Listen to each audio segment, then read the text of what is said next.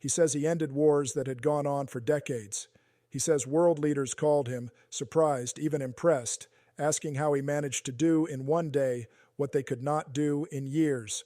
It sounds powerful. It sounds decisive. It sounds like strength. But when we step back and look at reality instead of rhetoric, the story falls apart. Most of those wars never ended. Some became quieter, some changed names, some moved off the front pages, but they did not end. And that forces us to ask a question that politicians rarely want to answer honestly. What does the United States actually get out of all this? Out of the wars, the interventions, the endless military operations? Years turn into decades. Budgets turn into trillions. Generations grow up knowing nothing but conflict. And in return, what do we get? Flags folded at funerals, families broken, regions destabilized, and a cycle that never seems to stop. I want to be clear about something from the start. This is not about pretending the world is safe. It isn't. There are real threats. There are violent actors. There are moments when force is necessary. Anyone who says otherwise is not being serious. But there is a huge difference between using force as a last resort and using it as a habit. There is a difference between defending a nation and defaulting to bombs, missiles, and troops every time a problem feels complicated or politically inconvenient.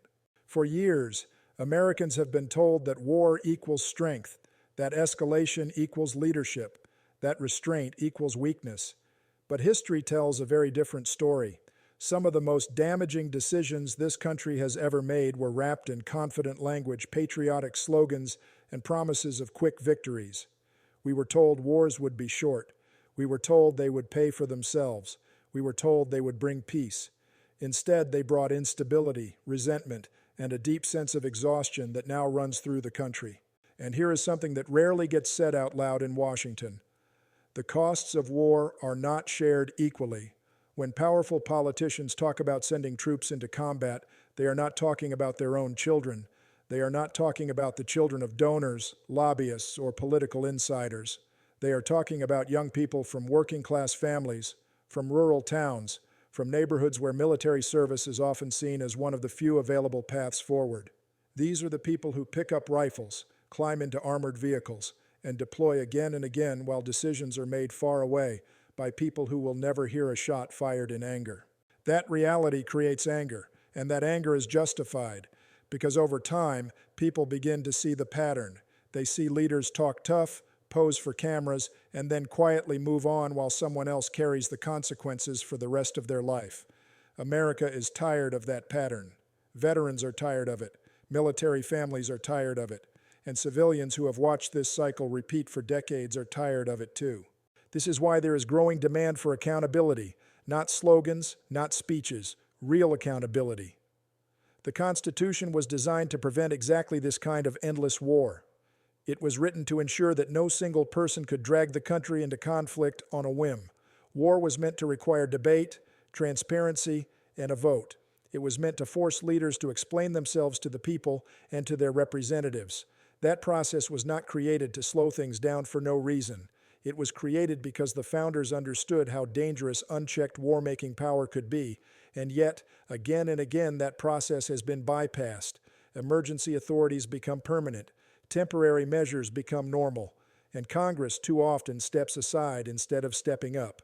The result is a system where war becomes background noise, something that happens without real national conversation or consent. Right now, we are watching that dynamic play out yet again.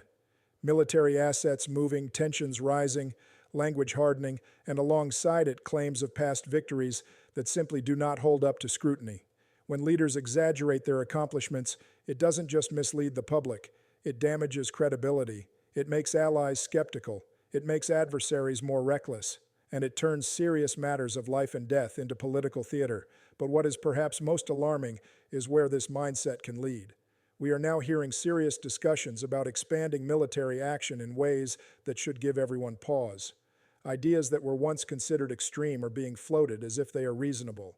And one of the most dangerous examples of this is the idea of using the U.S. military inside Mexico under the banner of fighting drug cartels. Let's slow down and think about what that actually means, turning the war on drugs into a literal war. Boots on the ground, missiles, airstrikes, Cross-border operations. This is not a new fantasy.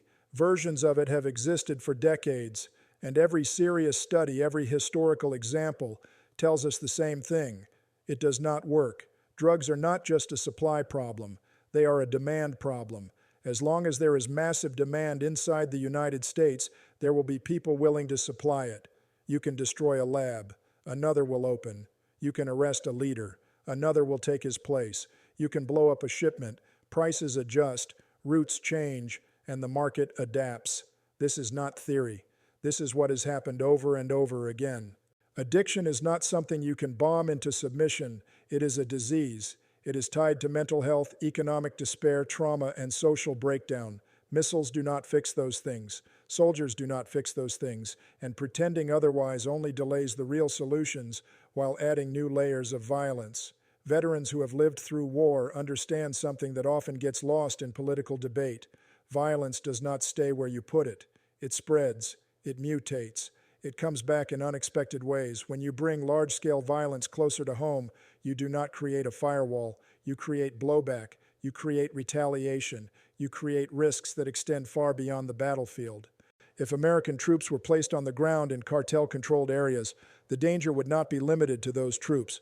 It would extend to their families. It would extend to civilians. It would extend back into the United States itself. Cartels are not small, disorganized groups. They are sophisticated, well-funded, and deeply embedded. Escalating into open warfare with them is not strength. It is reckless.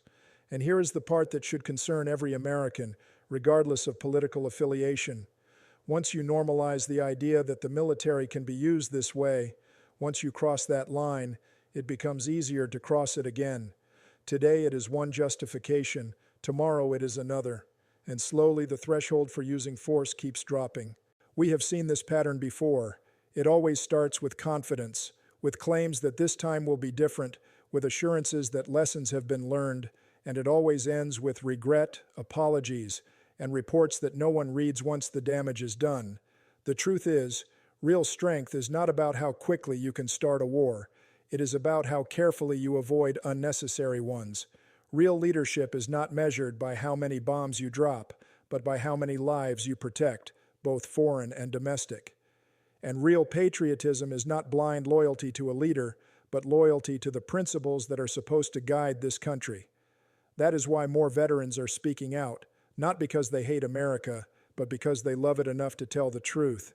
They have seen what war actually looks like, not the version shown in speeches or campaign ads.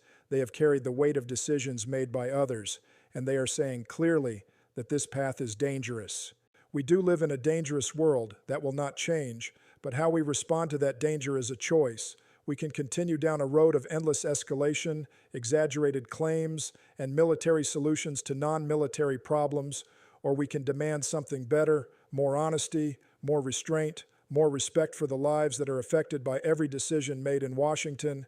The question now is not whether we are capable of reflection, it is whether we are willing to act on it, whether Congress will reclaim its responsibility, whether the public will insist on real debate, and whether leaders will finally stop confusing aggression with wisdom, because the cost of getting this wrong is not abstract.